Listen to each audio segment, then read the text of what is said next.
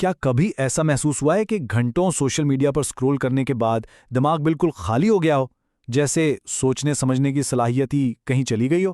اگر ایسا ہے تو یہ صرف ایک وہم نہیں ہے۔ آج ہم زرار کھوڑوں کے ڈان اخبار میں حال ہی میں شائع ہونے والے ایک مضمون ڈمبنگ ڈاؤن کا تجزیہ کر رہے ہیں جو اسی احساس کی گہرائی میں اترتا ہے۔ اور اب تو اس احساس کا باقاعدہ ایک نام بھی ہے۔ آکسفورڈ انگلش ڈکشنری نے اپنی لغت میں ایک نیا لفظ شامل کیا ہے، برین راٹ۔ اس کا مطلب ہے ذہنی صلاحیت یا تنقیدی سوچ میں وہ کمی جو خاص طور پر بہت زیادہ فضول آن لائن مواد دیکھنے کی وجہ سے محسوس ہوتی ہے، یعنی جسے ہم صرف وقت کا ضائع سمجھ رہے تھے وہ اب ایک تسلیم شدہ ذہنی کیفیت بن چکی ہے۔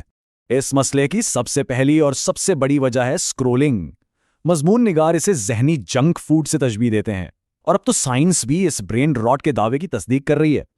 دیکھیے، حال ہی میں امریکن سائیکولوجیکل ایسوسی ایشن نے ایک بہت بڑا جائزہ لیا۔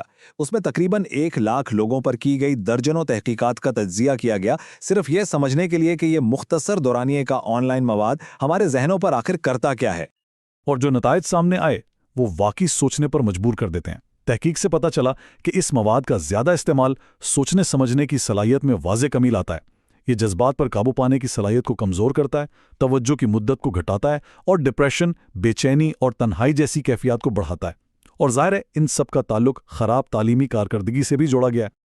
جیسا کہ زرار کھوڑو اپنے مضمون میں لکھتے ہیں، آپ وہی ہیں جو آپ کھاتے ہیں۔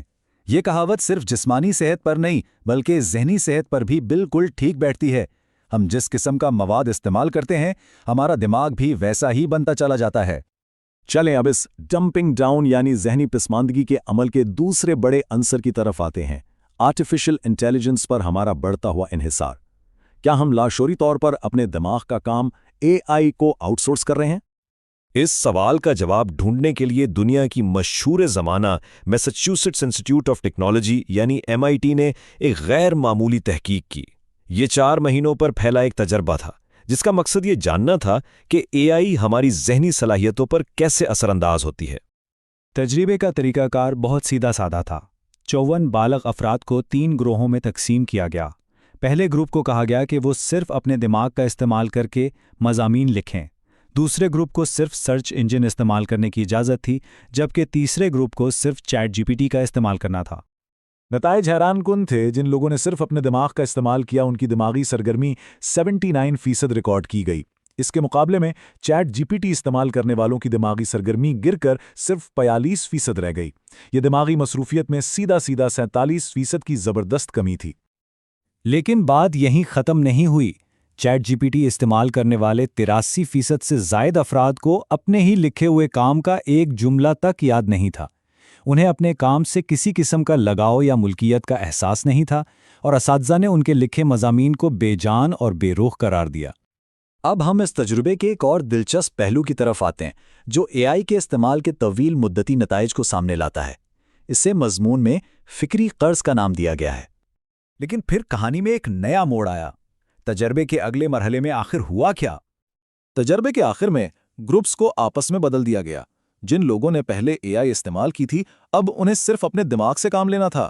نتیجہ یہ نکلا کہ ان کی کارکردگی انتہائی ناقص رہی۔ ایسا لگا جیسے وہ خود سے سوچنا ہی بھول گئے ہوں۔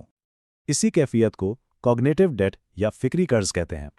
یہ وہ حالت ہے جب ہم بیرونی آلات جیسے کہ AI پر اتنا انحصار کرنے لگتے ہیں کہ ہماری اپنی سوچنے، دلیل دینے اور تخلیق کرنے کی صلاحیت کمزور پڑ جاتی ہے۔ تو اس بڑھتے ہوئے فکری قرض کا حل کیا ہے؟ مضمون کا آخری حصہ ہمیں مستقبل کی سب سے اہم مہارت کے بارے میں بتاتا ہے۔ زرار کھوڑو ایک بہت گہری بات کرتے ہیں۔ ان کے مطابق مستقبل قریب میں کسی بھی بیرونی مدد کے بغیر اپنی توجہ مرکوز رکھنے اور ایک مربوط جملہ لکھنے کی صلاحیت انسان کو انسانیت کے سرفہرست 10% لوگوں میں شامل کر دے گی۔ سوال یہ پیدا ہوتا ہے کہ ایک ایسی دنیا میں جو ذہنی شارٹ کٹس کی حوصلہ افزائی کرتی ہے، ہم اپنی گہرائی سے سوچنے کی صلاحیت کو کیسے محفوظ رکھ سکتے ہیں؟ آج کے لیے اتنا ہی، ملتے ہیں نیکسٹ ایپیسوڈ میں۔